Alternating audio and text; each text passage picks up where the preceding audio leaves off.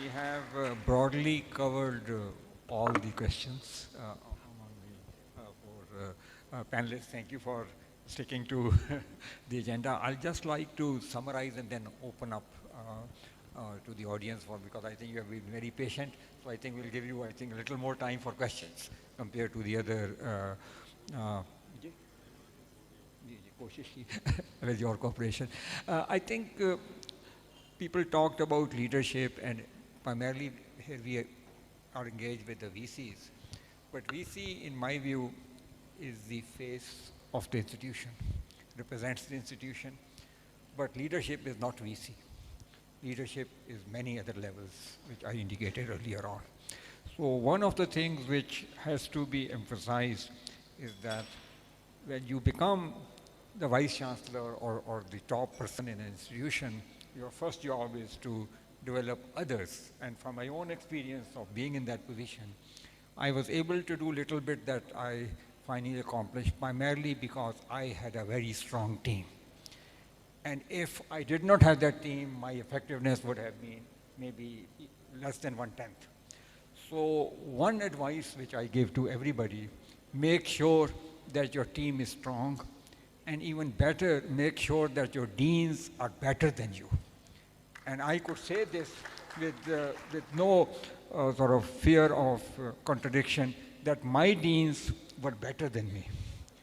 I had, and I think some of you know them, I had Javed Ghani, Dr. Shaukat Bara, earlier Zik, Dr. Anjum Naseem, and so on, people of that caliber. And for you to be able to have those deans, the foremost, I think, requirement is that you should not love your position too much. You should be ready, and this is the advice which I got from my late father, who was a civil servant, served as secretary in 3 of the provincial departments. He said, don't sit on any seat that you cannot leave within 10 seconds, if the time comes. So I think you should have that confidence that if you have those strong people, they will carry on your mission and things will be better. And this is a difficult thing, and I think Dr. Zik mentioned the ego aspect, and I mentioned that you had to be very secure in your own boots, so to say, in your own shoes. And that is easier said than done, actually, because a lot of people around you are going to tell you that you are the God's gift to this institution, and if you are not there, heaven will fall. So you have to resist that. So I think that's one. I describe, I cannot resist this temptation to put in 2 cents of my own understanding of leadership, with 5 or 6 C's. The first requirement of leadership is competence. If you don't understand where you are, and you don't understand that institution, you don't have that academic grounding, you are not going to go anywhere. So it's very important that you have the competence. The second aspect is that you must be committed to a certain bigger purpose. I think we talked about passion. Whether you are a teacher, whether you're a dean, if you don't have passion and commitment, because only then you'll be able to take that extra out of yourself, which is required, whether you're heading a department or you're heading an institution.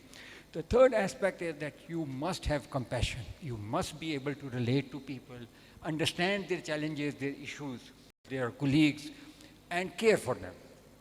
So that's the third aspect, C, that I talk about. You need to be able to express yourself in a way that others can understand. When you're talking to the students, you need to probably talk in a different way. When you're engaging with your faculty, it's something else. When you're engaging with outsider sponsors, it's something else. So you need to have the ability to communicate in different ways depending upon who the audience is and what the purpose is. And you need to work on this. This doesn't come sort of all by itself. You have to be conscious of that. And then it is very important that, and this is something which is, I think, less common in my view. At the end of the day, you have to take some tough decisions. And that's the last C, the courage part. There are many people who are great in all other respects, but do not have the courage to really take positions on issues which are important. So I think this is my sort of half a cent input.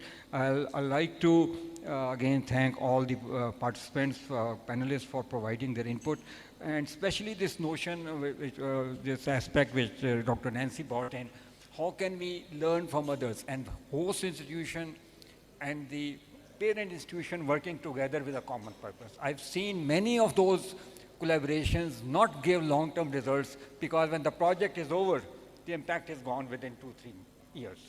So you have to make sure that it becomes part of your longer-term plan, and then you leverage that aspect. So I'll open it up to questions. So please introduce yourself. I think we have some mics here.